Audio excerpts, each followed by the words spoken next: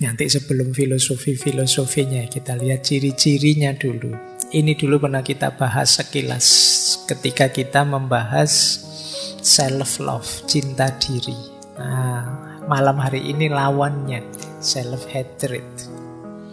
Orang yang benci diri itu punya beberapa ciri khusus.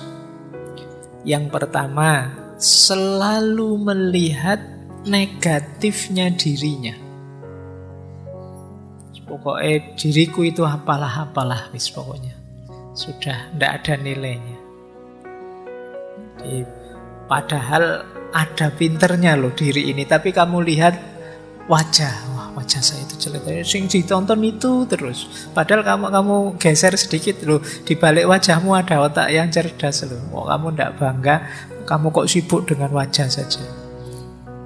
Padahal mungkin wajahmu hanya sempurna sih, cuma ada jerawatnya saja 3 atau 4 itu. Tapi kamu sibuk lihat jerawat itu saja.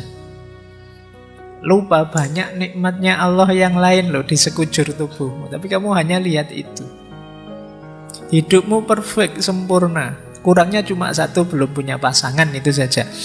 Tapi itu kamu koyo-koyo wis arep mlebu neraka itu. Wis waduh, beratnya hidupku. Cuma itu saja. Jadi selalu melihat negatifnya diri. Itu ciri-ciri self-hatred. Yang kedua, biasanya terus membandingkan diri dengan yang lain, melihat di yang lain sisi positifnya, yang dalam dirimu sisi negatifnya. Sehingga terus muncul iri atau muncul dengki. Enak ya temanku itu, males kuliah tapi nilainya bagus-bagus. Kamu bandingkan, saya juga males sebenarnya tapi nilaiku kok jelek ya. Kamu bandingkan dirimu dengan teman. Hidup selalu dalam perbandingan. Orang Jawa punya pepatah urip itu wang sinawang, saling melihat. Kita selalu saja melihat yang lain lebih dari kita. IP-mu paling tinggi tapi lihat temanmu, enak ya teman-teman itu bisa ngobrol asik, bisa hidup santai, saya kok enggak bisa ya. Nah, ini golongannya self-hatred. Kamu banding-bandingkan terus. Jadi, ojo dibanding-banding ke. Kama Kola lagu dangdut. Baik. Yang ketiga, tidak percaya diri. Tidak pede. Jadi kamu merasa tidak bisa apa-apa, padahal banyak kebisaan. Pokoknya bahasa sederhananya minder. Disuruh apa-apa minder, padahal bisa. Sehingga kadang-kadang ketika ketemu momennya yang kamu harus menunjukkan kemampuanmu, akhirnya kamu gugup. Jadinya tidak maksimal. Begitu tidak maksimal, kamu lihat dirimu tambah rendah lagi. Tiba-tiba disuruh ngaji di depan orang banyak. Padahal kamu bisa kok ngaji, itu sudah lancar. Tapi begitu karena kamu minder, akhirnya tidak maksimal. Keluarnya sering salah diingetin orang. Terus kamu tambah drop, tambah minder. Ini hatred mindset, self-hatred mindset. Karena kamu tidak percaya diri, akhirnya kamu tidak maksimal. Ketika kamu tidak maksimal, hasilnya tidak bagus. Ketika hasilnya tidak bagus, kamu tambah benci dirimu sendiri. Oke. Padahal kamu jago loh, padahal kamu hebat loh. Misalnya kamu nembak orang lain, nembak pasanganmu mesti langsung diterima. Tapi karena kamu tidak pede, nembaknya ragu-ragu. Akhirnya ditolak, kamu terus tambah tidak pede lagi. Nah, ini self-hatred, siklusnya.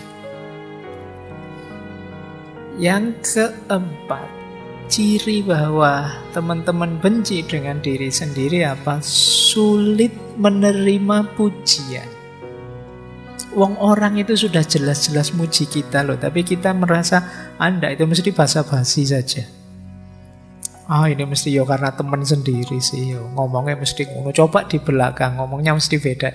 Kita sulit dipuji, jadi dipuji orang kalau kita merengut saja, dipuji orang kita mencucu saja. Kok enggak seneng dipuji orang? Itu paling basa-basi, Pak. Itu tidak serius mesti. Ini self-hatred. Padahal mungkin orangnya tulus. Melihat kita mampu terus dia puji. Seandainya toh dia basa-basi, kita kan bisa membaca itu berarti dia menghargaiku, tidak ingin menyakitiku.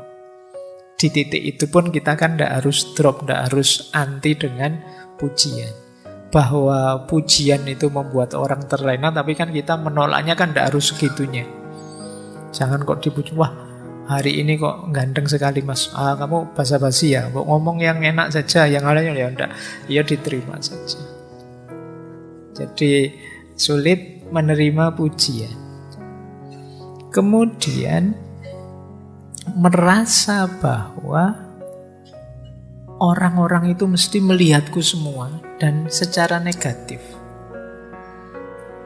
Jadi kalau pas jalan misalnya ada orang nongkrong pinggir jalan, ini lihat aku, mesti lihat aku, ini bajuku ada yang salah enggak, terus rambutku ada yang keliru enggak, pokoknya aku kelihatan pucet enggak, kamu bingung, merasa orang itu matanya lihat kamu semua.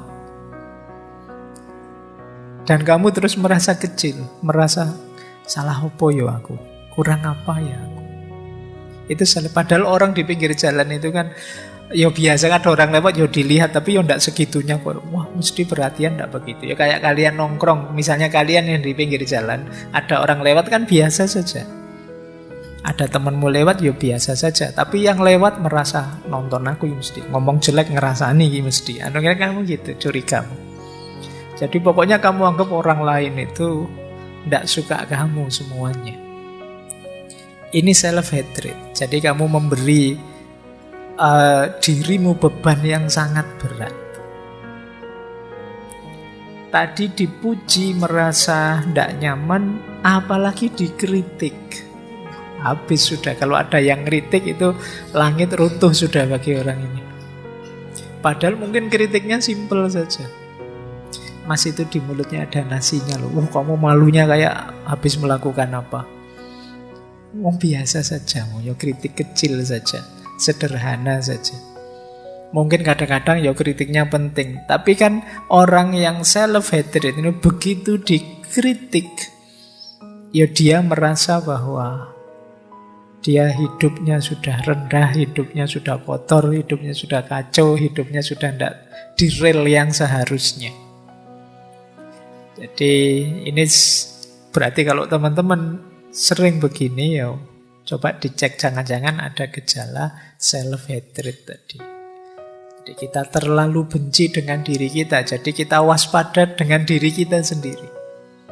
Begitu ada orang kritik kita merasa wah ini aku jelek ini. Padahal mungkin kritiknya itu hanya bagian tertentu dari diri kita. Mungkin baju kita, mungkin ngeritik potongan rambut kita, atau ngeritik wajah kita yang pucat karena jarang tidur, tapi kita merasa diserang semua aspek diri kita. Nah, tentang kritik ini ya memang butuh ketahanan mental sendiri. Tidak sembarangan orang senang dikritik. Tapi orang yang hatinya luas dan terbuka biasanya lebih mudah menerima kritik secara positif.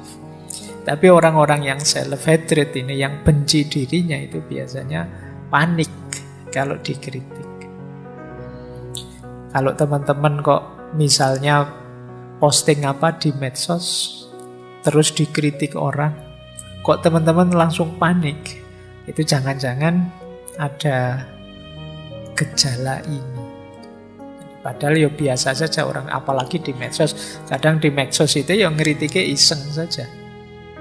Ini kok isinya muji-muji semuanya, tak tambahi kritikan yang misuh-misuh lah sekali-sekali. Padahal itu iseng saja dan kamu nanggapinnya serius. Kamu tidak bisa tidur gara-gara satu komen itu, padahal 100 komen positif, hanya satu komen yang negatif, kamu terus tidak bisa tidur. Wah, ini harus diperbaiki lagi, ini harus diubah. Akhirnya kamu ubah. Dan terbalik akhirnya, yang muji satu, yang 100 tidak suka. Gara-gara kamu mudah panik. Nah, itu jangan-jangan kita agak self-hatred, benci dengan diri kita sendiri, sehingga salah kecil satu saja kita anggap salah banyak yang besar. Kemudian ada lagi anggapan bahwa aku tidak bisa berhubungan dengan orang lain. Kalau dekat dengan orang lain, jangan-jangan orang lain susah karena aku. Aku tidak betah dekat dengan orang lain. Nah, ini cara berpikir seperti ini ya, kemungkinan ada gejala self-hatred. Benci dengan diri kita sendiri, kita menilai diri kita terlalu rendah. Ini mirip minggu lalu ketika orang agak antisosial. Kalau bergaul, adaptasinya lama. Dia menganggap dirinya susah nyambung dengan orang lain. Ini self-hatred mindset. Bahkan sampai yang terakhir tidak berani bermimpi macam-macam. Tidak berani bercita-cita tinggi. Cita-citanya apa mas besok kalau sudah lulus kuliah? Tidak tahu saya apa ya saya bisa, apa ya saya mampu, apa ya saya... Ya, kalian kalau jawabannya begini ada gejala self-hatred. Kalian tidak percaya diri bahwa kalian bisa. Sudah lulus sampai semester 6, sekarang bisa apa? Tidak bisa apa-apa saya itu pak, tidak tahu ini. Itu rada minder gitu, jangan-jangan kalian benci dengan dirimu sendiri di kadar tertentu. Padahal ya kamu bisa, ya sedikit-sedikit saya bisa lah Pak filsafat, meskipun tidak terlalu dalam, tapi ya ngerti lah saya. Nah itu masih mending. Tapi kan banyak orang, saya tidak tahu, mungkin ada efek dari gaya orang timur yang lebih suka tawaduk. Jadi gayamu kayak tawaduk padahal sebenarnya minder. Jadi tidak percaya diri. Nah ini coba kalian renungi ya, ini ciri-cirinya saja biar lebih paham pengantar untuk self-hatred mindset. Coba perhatikan lebih luas. Ini kalimat, kata-kata yang sering kalian sampaikan untuk dirimu sendiri. Kalau kalian benci aku dengan diriku, itu kemungkinan self-hatred. Aku itu loh sudah niat poso Senin Kemis, kok ya setiap kali hari Senin pura-pura lupa sarapan itu loh. Benci aku dengan diriku. Sudah niat sholat tahajud mau tak istiqomai, sudah niat mau rajin sedekah, sudah niat baikku banyak kok ndak ada yang jalan. Benci aku dengan diriku. Nah, sudah niat mau banyak baca, belakangan ini banyak belajar kok ndak jadi. Buka HP niatnya mau ngaji kok ya jadi TikTokan misalnya. Wah, benci aku dengan diriku. Nah, ya kalau banyak-banyak itu ya bisa bikin self-hatred mindset tadi. Jadi, lama-lama kalian ndak sadar yang paling kalian benci di dunia ini ternyata dirimu sendiri. Saking seringnya kamu membenci dirimu yang tidak cocok dengan ideal yang kalian tetapkan. Atau yang nomor 2 itu, ini sering dikatakan orang yang baru putus cinta. Aku tidak membencimu karena engkau tidak cinta padaku, tapi aku membenci diriku yang masih saja mencintaimu. Kan ini kalimatnya orang yang baru diputus kan banyak yang seperti ini. Ya, engkau tidak mencintaiku hakmu, tapi kok aku tidak bisa ya. Ini kan gaya stoik kan gini. Aku tidak bisa benci kamu yang tidak cinta lagi padaku karena itu di luar kontrolku. Tapi kok aku tidak bisa ngontrol hatiku biar menghilangkan cintaku padamu. Benci aku pada diriku ini. Kalimat ini menunjukkan self-hatred tadi. Jadi pokoknya aku itu jelek karena tidak bisa menghilangkan cinta padamu. Atau lebih netral, kalau tadi kan untuk cinta misalnya, aku benci orang yang mengingkari janji. Misalnya ada temanmu utang atau temanmu pinjam apa tidak kembali-kembali atau mengingkari janji. Namun aku lebih benci diriku yang mudah sekali dibohongi. Jadi kan sering kita bikin ini. Mungkin muncul karena kita minder, kita takut, kita tidak berani mengekspresikan diri, bilang terang-terangan, aku tidak suka kamu bohong padaku. Tidak berani bilang gitu, cuma bilangnya, Aku tidak suka dibohongi, tapi aku lebih tidak suka lagi diriku yang mudah sekali dibohongi. Nah, gaya-gaya kayak gini kan sering kita pakai dalam pergaulan. Selalu menyalahkan diri sendiri. Bukan salah siapa-siapa, ini salahku semua. Selalu yang disalahkan dirinya, padahal jelas-jelas temennya yang salah. Sandalmu dibawa lari tidak kembali, bukumu dipinjem tidak kembali, memang salahku.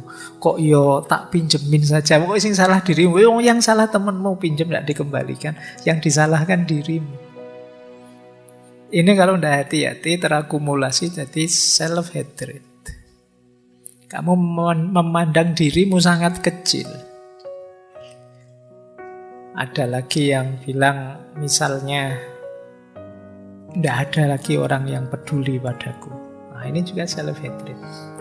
Dua yang terakhir ini agak tricky maknanya, tapi kalau tidak hati-hati juga jatuhnya bisa self-hatred. Aku kan bukan orang penting. Tidak ada aku toh ya semuanya jalan. Aku tidak hadir juga tidak apa-apa kok, yang lain banyak yang bisa kok. Ini harus hati-hati. Bisa saja jatuhnya mengecilkan diri sendiri. Siapalah aku, misalnya. Misalnya kalian mau ngaji ini, saya tidak datang juga sudah banyak yang datang kok. Dan juga tidak ada yang peduli saya yang datang apa enggak.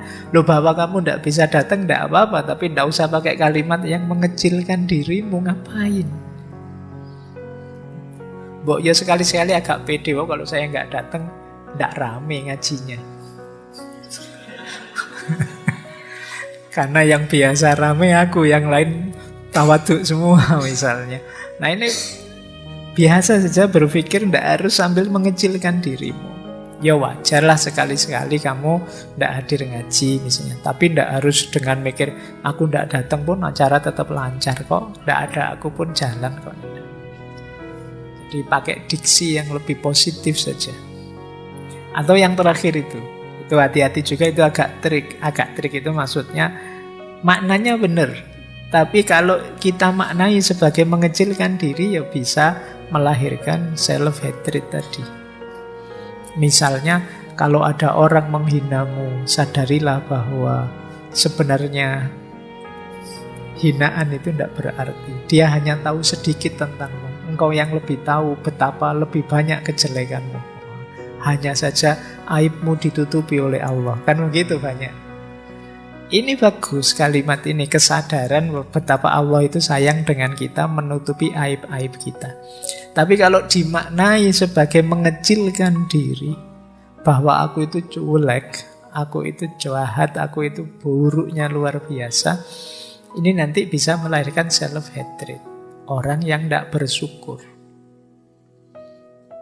Jadi ini kan kalimat yang sehari-hari sering kita pakai. Yang kita tidak sadar membentuk kepribadian benci diri. Ya, orang yang membenci dirinya ya tentu saja sulit berkembang, sulit maju, sulit mencapai sesuatu. Wong dia tidak percaya dengan dirinya, menganggap dirinya tidak capable, tidak mampu, layak dibenci. Maka ayo latihan pelan-pelan untuk tidak mudah jatuh pada self-hatred, benci pada diri sendiri. Apalagi banyak prinsip-prinsip yang kalau salah memaknai bisa jatuh negativitas. Misalnya quotes ini. Kalau engkau mempercayai engkau akan terbunuh, trust gets you killed. Kalau engkau mencintai, engkau akan tersakiti. Kalau engkau apa adanya, engkau akan dibenci. Ini quotes ini mungkin kadang-kadang kita pakai. Jangan mencintai, nanti kamu tersakiti loh. Kamu hidupmu jangan apa adanya, nanti kamu dibenci orang. Jangan banyak percaya, nanti kamu dikhianati loh. Ini kan kalimat-kalimat yang membuat kita mundur, membuat kita takut maju. Jadi akhirnya ya kita hidupnya defensif. Padahal kan hidup yang defensif itu kan tidak enak. Kayak sepak bola itu kan kalau bertahan saja kan kita nontonnya tidak enak. Sepak bola kok parkir bis, kan kita sering begitu. Maka hidupmu ya jangan parkir bis. Jadi kamu takut ngomong karena khawatir salah. Kamu takut maju karena khawatir jatuh. Kamu takut mencintai karena khawatir disakiti. Kamu takut mengekspresikan diri karena khawatir dibenci. Akhirnya kamu tidak ngapa-ngapain. Jadi, ya tidak apa-apa sih kamu mengekspresikan diri. Kalau salah kan nanti ada yang ngingetin. Yang buruk itu kalau sudah diingetin bahwa kamu salah, tidak mau memperbaiki. Ini baru buruk. Tapi jangan tidak ngapa-ngapain. Kalau kamu tidak ngapa-ngapain, tidak ada perbaikan dalam hidup kita. Bagaimana orang bisa ngontrol apakah ungkapan diri kita itu baik atau buruk kalau kita tidak mengungkapkan diri. Jadi, maka pertama-tama ayo menata hidup kita. Ayo kita cintai diri kita. Tidak mungkin seperti di self-love dulu, tidak mungkin kita bisa mencintai yang di luar diri kita kalau kita tidak bisa mencintai diri kita. Itu teori dasarnya itu.